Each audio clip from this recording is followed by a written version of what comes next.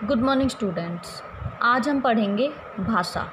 भाषा होती क्या है, भाषा का प्रयोग हम किस लिए करते हैं या किस प्रकार करते हैं। भाषा संस्कृत का शब्द है जो कि भाष धातु से बना है, जिसका अर्थ होता है बोलना या कहना। भाषा क्या है? भाषा एक ऐसा माध्यम है जिसके प्रयोग से हम अपने विचारों को दूसरों तक पहुंचाते हैं और दूसरों के विचारों को समझते हैं। बिना भाषा के हम एक दूसरे के विचारों को नहीं समझ सकते।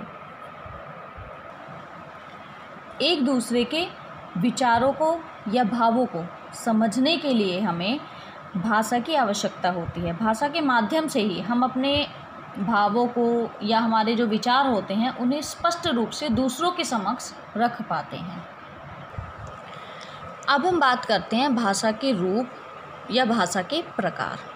मुख्यतः हम भाषा के दो रूपों का ही ज़्यादा से ज़्यादा प्रयोग करते हैं, भाषा का मौखिक रूप और लिखित रूप।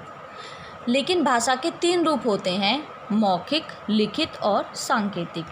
सांकेतिक भाषा का प्रयोग ज़्यादातर मूक और बधिर, मूक मीन्स जो बोल नहीं सकते और बधिर, बधिर मीन्स जो लोग सुन नहीं सकते, वो ज़्यादातर सांकेतिक भाषा का प्रयोग करते हैं। सर्वप्रथम सबसे पहले हम बात करते हैं भाषा का मौखिक रूप। भाषा का मौखिक रूप होता क्या है? जब हम अपने विचारों को या अपने मन के भावों को बोलकर दूसरों के सामने प्रकट करते हैं तो वो भाषा का मौखिक रूप कहलाता है।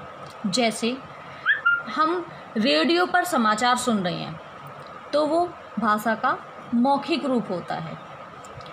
अध्यापक कुछ भी समझा रहा है आपको क्लास में, वो भाषा का मौखिक रूप होता है। हम बोलकर किसी भी बात को दूसरों के समक्ष रख रहे हैं, वो भाषा का मौखिक रूप होता है। नंबर 2 है हमारा भाषा का लिखित रूप। भाषा का लिखित रूप होता क्या है? लिखित रूप वो होता है जिसमें हम अपने मन के भावों या विचारों को लिखकर प्रकट करते हैं, वो भाषा का लिखित रूप कहलाता है। जैसे अभी मैंने आपको बताया था कि हम समाचार सुन रहे हैं तो वो भाषा का मौखिक रूप है। लेकिन अगर हम समाचार पत्र मतलब न्यूज़पेपर हम पढ़ रहे हैं, कोई भी कहानी या कोई भी कविता हम पढ़ रहे हैं तो वो भाषा का लिखित रूप है। जैसे आजकल हम व्हाट्सएप का यूज़ करते हैं, व्हाट्सएप पे हम भाषा के किस रूप का प्रयोग करते हैं? लिखित रूप का।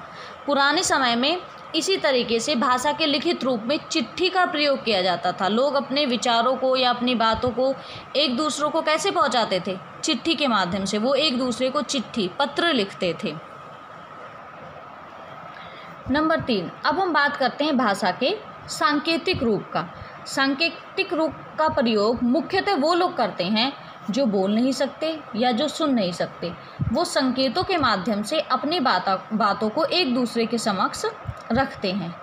या फिर आपने देखा होगा कि जब हमारा ट्रैफिक नियंत्रण जो व्यक्ति करता है, ट्रैफिक पुलिस हम जिसे बोलते हैं, वो ज़्यादातर संकेतों के माध्यम से ही हमें समझाता है कि हमें रुकना है, आगे चलना है।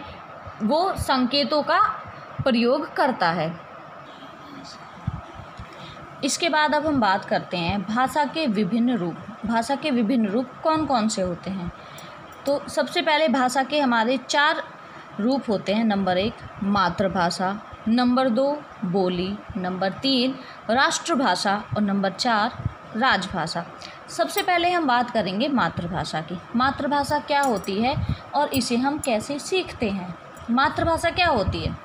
मातृभाषा वह भाषा होती है जिसे बालक अपनी माँ से या अपने परिवार से सीखता है। परिवार में हमारे बहुत से लोग होते हैं, जैसे माता पिता, दादा दादी, भाई बहन, इसके अलावा भी बहुत सारे व्यक्ति होते हैं।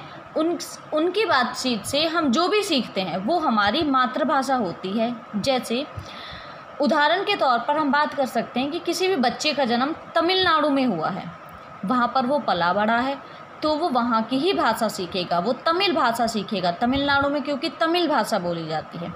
अगर किसी भी बच्चे का जन्म हरियाणा में हुआ है और वो वहीं पर पला बड़ा है तो वो हरियाणवी भाषा सीखेगा। इसी प्रकार जैसे गुजरात में जन्म लिए हुआ बच्चा गुजराती बोलेगा, पंजाब में जिस बच्चे का जन्म हुआ है वो पंजाबी सीखेगा। जो भाषा बच्चा अपने माता पिता से सीखता है या अपने परिवार के सदस्यों से सीखता है वो हमारी मातृभाषा होती है। इसके बाद हम बात करेंगे बोली की। बोली भाषा का वह रूप है जो किसी सीमित क्षेत्र में अल्प विकसित, अल्प मतलब बहुत ही कम विकसित भाषा के रूप में प्रयोग किया जाता है। बोली बस बोलने तक ही सीमित रहती है, मतलब ये हमारी आम बोलचाल की जो भाषा है वहीं तक सीमित रहती है। इसके बाद हम बात करते हैं राष्ट्रभाषा। राष्ट्रभाषा होती क्या है? राष्ट्रभाषा वह भाषा होती है जिसे संपूर्ण मतलब सारे राष्ट्र में प्रयोग किया जाता है और उस भाषा को ज़्यादा से ज़्यादा लोग बोलते हों और ज़्यादा से ज़्यादा लोग उसे समझते हो। जैसे भारत की राष्ट्रभाषा हिंदी है। इसके बाद हम बात करते हैं नंबर 4 राजभाषा की। राजभाषा होती क्या है? जिस भाषा में सरकारी कामकाज किया जाता है वह राजभाषा कहलाती है। प्रत्येक राज्य का जो भी सरकारी कामकाज है उस भाषा में किया जाता है। हमारे भारत के संविधान के अनुच्छेद 343 के अनुसार हिंदी भारत की राजभाषा है और राष्ट्रभाषा भी है। इसे 14 सितंबर 1949 को स्वीकार किया गया था।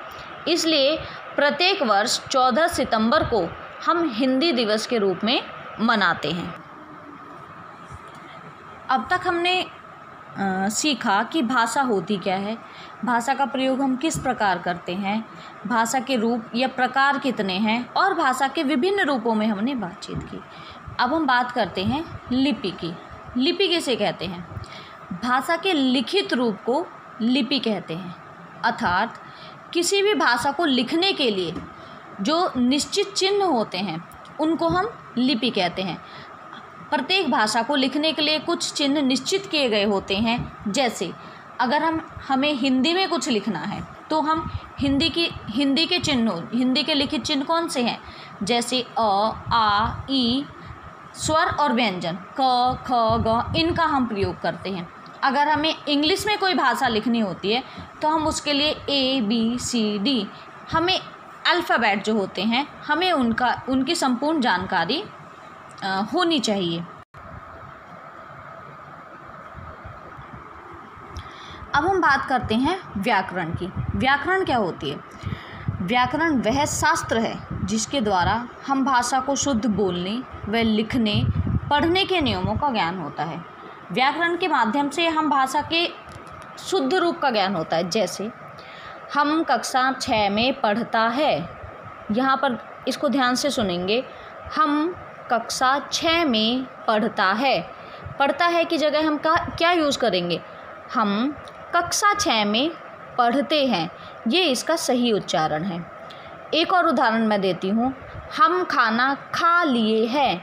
हम खाना खा लिए हैं, ये यहाँ पर भाषा का शुद्ध उच्चारण है।